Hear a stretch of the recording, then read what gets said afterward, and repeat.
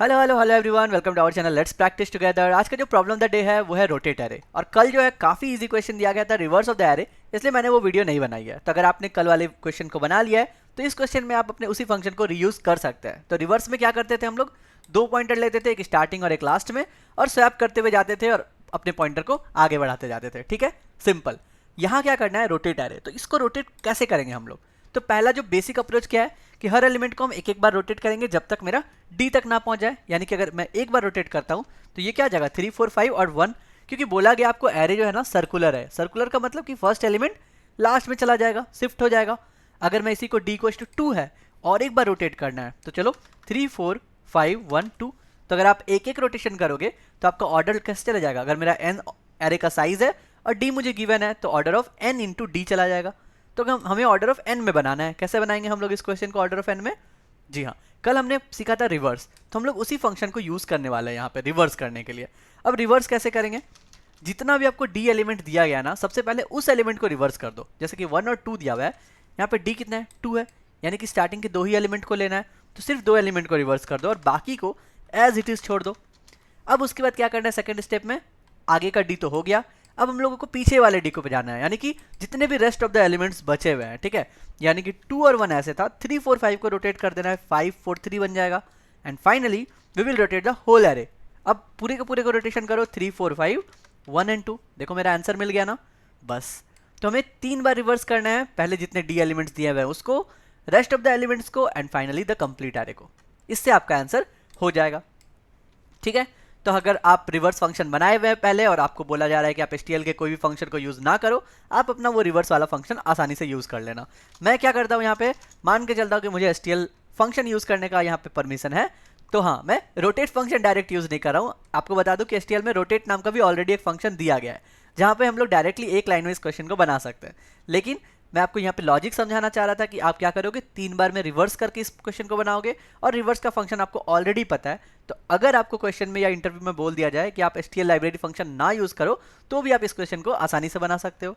ठीक है, तो मैं मान के चलता हूँ कि मेरे पास रिवर्स फंक्शन ऑलरेडी है।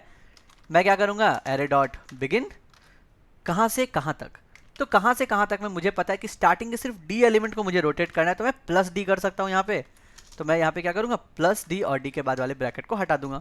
इससे क्या होगा, मेरा स्टार्टिंग वाला रोटेट हो गया। देखो कंपाइल रन करके दिखाते हैं स्टेप बाय स्टेप। यहाँ पे प्लस डी होगा, तो मैं यहाँ पे प्लस लिखूंगा और कंपाइल रन करूंगा। तो ये क्या होगा, स्टार्टिंग का जो दो एलिमेंट है उसको रोटेट कर देगा, यानी कि 2 और 1 को रोटेट कर देना चाहिए। बिल्कुल कर दिया, देखो 1 और 2 के बदले 2 और 1 आ चुका है यहाँ पे। अब हम लोग इसके बाद किसको रोटेट करेंगे, नेक्स्ट एलिमेंट को रोटेट करेंगे। यानी कि मैं यहाँ पे इसी को कॉपी पेस्ट करूँ, चलो इसको मैं कॉपी करता हूँ यहाँ पे और यहाँ पे पेस्ट करता हूँ। अब मुझे कहाँ से कहाँ तक जाना है मुझे पता है, हाँ एरे डॉट बिगिन मेरा हो गया। अब मुझे क्या करना है, बिगिन प्लस डी से एंड तक जाना है। तो मैं बोलूँगा बिगिन प्लस डी से एंड तक चलो, ताकि आप रेस्ट ऑफ द एलिमेंट्स के पास जाएंगे। तो मैं रेस्ट ऑफ द एलिमेंट्स के पास गया और एक ब्रैकेट छूट गया। अब मैं कंपाइलर रन करता हूँ, तो अब क्या होगा, ये नेक्स्ट वाले पार्ट को भी रोटेट कर देगा, यानी कि 2 1 5 4 3 मेरा आंसर आना चाहिए था, बिल्कुल सही। And finally we will do complete reverse, यानी कि मैं यहाँ पे कंप्लीट रिवर्स कर सकता हूँ। मुझे चाहिए एरे डॉट बिगिन से एरे डॉट एंड तक, तो मैं यहाँ पे करता हूँ एरे डॉट बिगिन और यहाँ पे कर देता हूँ एंड। तो मेरा पूरा का पूरा एरे भी रोटेट हो जाएगा, एक ब्रैकेट यहाँ पे भी छूट गया। चलो समझ गए, तो इस 3 पार्ट में हमारा आंसर आ गया। अब मान लो किसी केस में बोला जाए 3 4 5 1 2 हो गया, मान लो यहाँ 2 के बदले 6 दे देता, तब क्या होता? 6 का मतलब क्या हुआ, एरे का साइज ही तो 5 है ना, तो 6 का मतलब हुआ कि मुझे सिर्फ एक बार रोटेट करना है। क्योंकि अगर 5 बार रोटेट कर ही दूं तो मैं तो सेम इसी जगह पे पहुंच जाऊंगा ना, 1 2 3 4 5।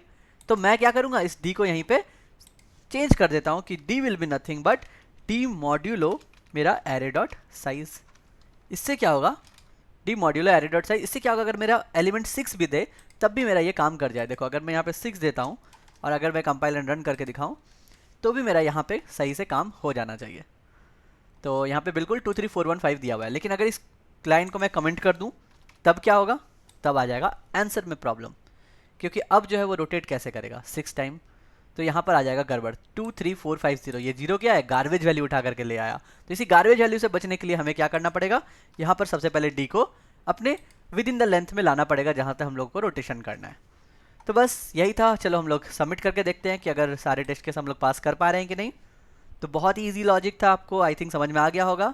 And yes 1115 test cases pass successfully. तो बस यही था आज का प्रॉब्लम द डे। कल फिर मिलते हैं हम लोग नए क्वेश्चन के साथ, तब तक के लिए goodbye, stay blessed, stay safe and keep coding.